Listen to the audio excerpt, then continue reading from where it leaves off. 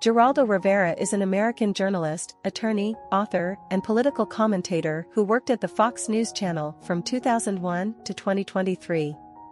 He hosted the tabloid talk show Geraldo from 1987 to 1998.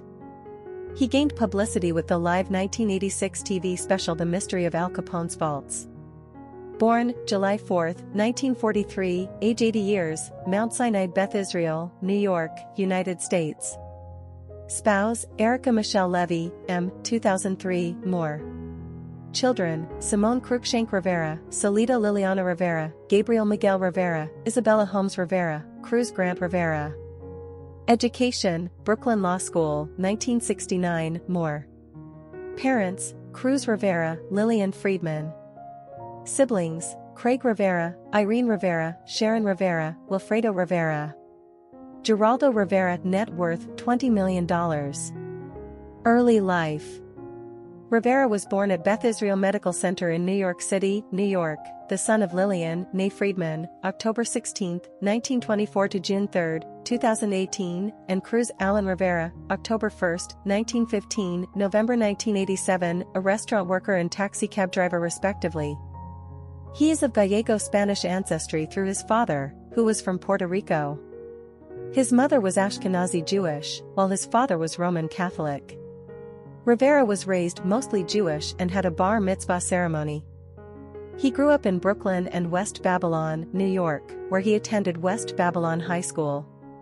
Rivera's family was sometimes subjected to prejudice and racism, and his mother took to spelling their surname as Riviera to avoid having bigotry directed at them, although Riviera, Rivera, and Ribeira are variations of the same name as spelled by Galician, Italian and Portuguese families. Rivera is a common family name in Puerto Rico, which received a significant population of colonists from Galicia, Spain, in the 16th century. The name Rivera is also very common among Sephardic Jews. He is also related to the Lebovitzes of Brooklyn. When I was born, my mother filled in my birth certificate with the name Gerald Riviera, adding an extra I to my father's surname. She did the same thing for my sister Irene. Later, she would drop the pretense for my sister Sharon, only to pick it up again with the birth of my baby brother Craig. Whenever we asked about the inconsistencies, she would shrug shyly and joke her way out of it. "I just forgot how to spell it," she would say, and leave it at that. Underneath, I came to realize, she was deeply embarrassed over what was a clumsy attempt at an ethnic cover-up. From 1961 to 1963, he attended the State University of New York Maritime College in the Thrugs Neck section of the Bronx, where he was a member of the rowing team. Afterwards, he transferred to the University of Arizona, where he received a B.S. in Business Administration in 1965. Following a series of jobs ranging from clothing salesman to short-order cook, Rivera enrolled at Brooklyn Law School in 1966. While a law student, he held internships with the New York County District Attorney under crime fighter Frank Hogan and Harlem Assertion of Rights, a community-based provider of legal services, before receiving his J.D. near the top of his class in 1969.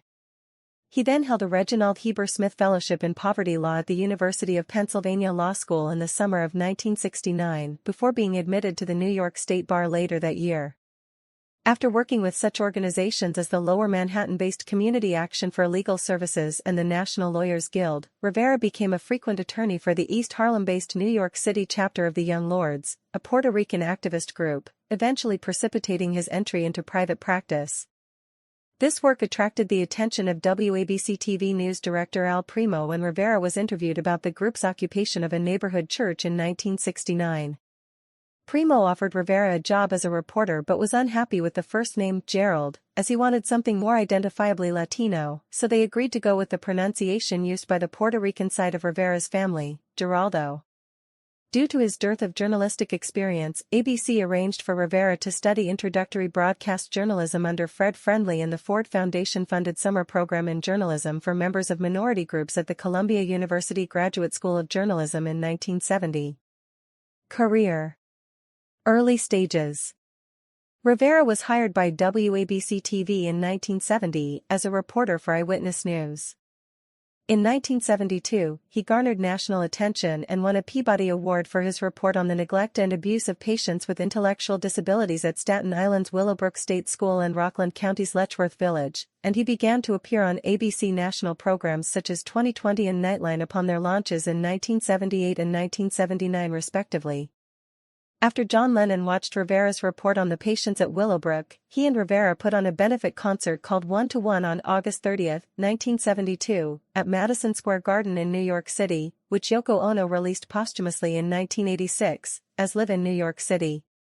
In July 1973, Rivera taped the pilot episode of Good Night America, a late-night news magazine that he hosted and executive produced. It began its semi-regular airing from April 1974 to June 1977 as part of the ABC's Wide World of Entertainment program block. The show featured Ringo Starr's It Don't Come Easy as the theme. Good Night America tackled controversial topics of the era, including marijuana usage and the status of Vietnam War draft dodgers. A 1975 episode of the program, featuring Dick Gregory and Robert J. Groden, showed the first national telecast of the historic Zapruder film. All 33 episodes of Good Night America may be viewed and downloaded on Rivera's website. On May 19, 1983, Rivera broadcast the first U.S. network television mention of AIDS by this name. Other names had been used in the previous 2 years, as the disease was poorly understood at the time. On 2020, he interviewed New York City lighting designer Ken Ramsauer. Ramsauer died aged 28. 4 days later, Rivera delivered a eulogy at Ramsauer's Central Park Memorial Service. In October 1985, ABC's Roone Arledge refused to air a report done by Sylvia Chase for 2020 on the relationship between Marilyn Monroe and John and Robert F. Kennedy. Rivera publicly criticized Arledge's journalistic integrity, claiming that his friendship with the Kennedy family, for example, Pierre Salinger, a former Kennedy aide, worked for ABC News at the time, had caused him to spike the story. As a result, Rivera was fired. During a Fox News interview with Megyn Kelly aired May 15, 2015, Rivera stated the official reason given for the firing was that he violated ABC policy when he donated $200 to a nonpartisan mayoral race candidate. On April 21, 1986, Rivera hosted The Mystery of Al Capone's Vaults. The special broadcast was billed as the unearthing of mobster Al Capone's secret vaults, located under the old Lexington Hotel in Chicago. Millions of people watched the 2-hour show, which ultimately did not uncover any valuables from beneath the hotel. In a 2016 interview with the Chicago Tribune, Rivera commented, "It was an amazingly high-profile program, maybe the highest-profile program I've ever been associated with.